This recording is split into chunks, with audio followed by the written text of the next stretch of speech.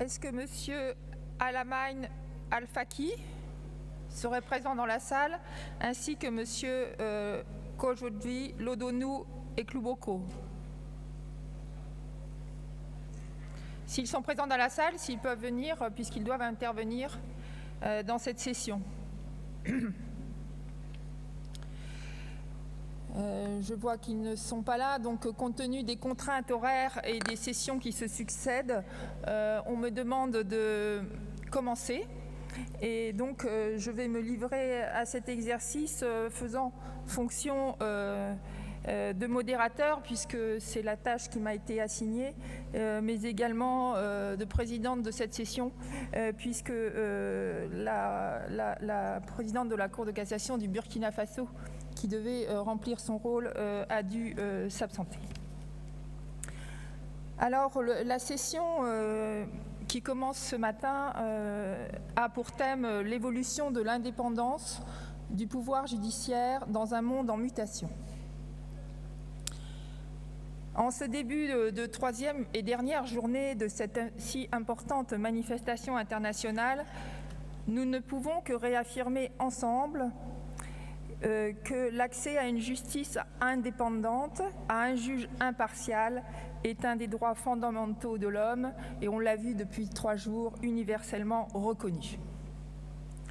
Tout d'abord, merci aux hautes autorités marocaines d'avoir si bien organisé cette manifestation, et merci à titre personnel de m'y avoir associé.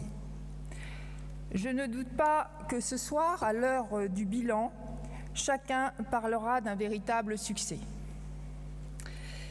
Si j'ai accepté avec enthousiasme cette invitation, j'ai accepté avec humilité de remplir ce rôle de modérateur et en même temps de présidente de cette session qui vient de m'être assignée. Je vais faire en sorte de faciliter les échanges avec les hautes personnalités qui interviennent dans cette session, qui nous viennent du Portugal, de Grèce, des États-Unis et du Maroc. Quelques mots pour expliquer ma présence ici. Je suis un magistrat du siège en France, présidente d'un tribunal de grande instance, donc un tribunal de première instance, d'une taille moyenne situé à Caen, pour ceux qui connaissent un peu la France, en Normandie. Un président d'un tribunal de taille moyenne, disons moyenne supérieure, est un magistrat qui a un rôle juridictionnel, mais surtout un rôle d'encadrement. Je pense devoir mon invitation à ma participation l'an dernier à la formation des chefs de juridiction marocains qui a été organisée par la CEPEJ. Je dois dire que j'ai beaucoup appris des échanges qui ont eu lieu au cours de ces 3 sessions de formation. Avant d'introduire chacun des intervenants, je me permettrai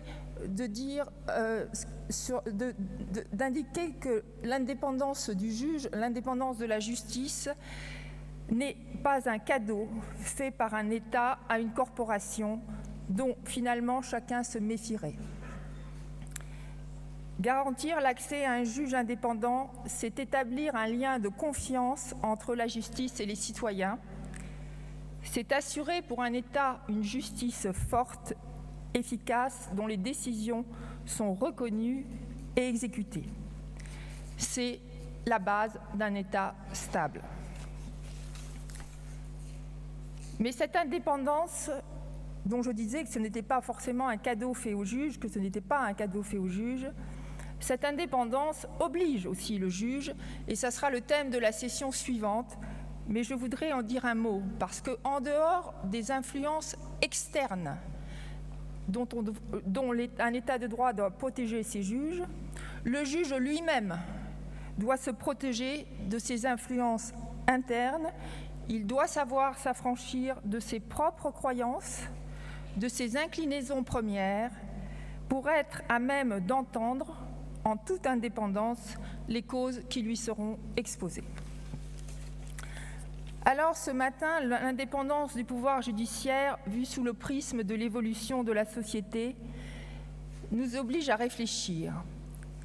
Est-ce que cette indépendance, une fois qu'elle serait affirmée, déclamée, inscrite dans une constitution, inscrite dans des lois, inscrite au fronton de nos palais de justice, est-ce que cette indépendance serait définitivement garantie?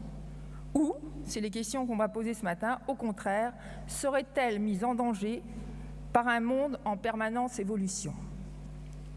Ça sera le sens des interventions de ce matin, et je tiens à titre personnel à évoquer quelques thèmes qui peuvent, à certains moments, faire réfléchir les États, même les démocraties les plus avancées, on le voit, sur le rôle du juge et son indépendance. Et j'évoquerai par exemple le terrorisme.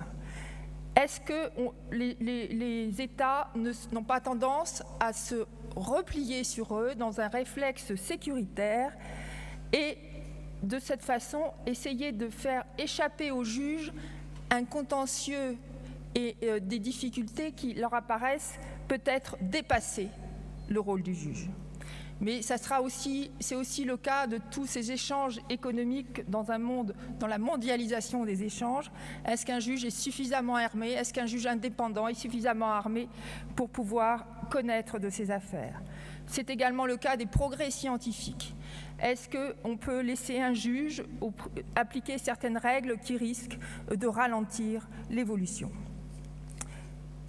En un mot, la question que je me permets de poser ce matin, est-ce que tous ces enjeux du XXIe siècle, est-ce que ces enjeux seraient trop importants pour les confier à des juges indépendants et que pour certains considèrent comme étant incontrôlables? Je vous remercie. Et je vais laisser la parole à Madame Maureen O'Connor, qui nous vient des États-Unis, de l'Ohio, et qui est présidente de la conférence des juges chefs des juridictions et qui va nous expliquer quelles sont les attentes des populations vis-à-vis de cette indépendance des juges.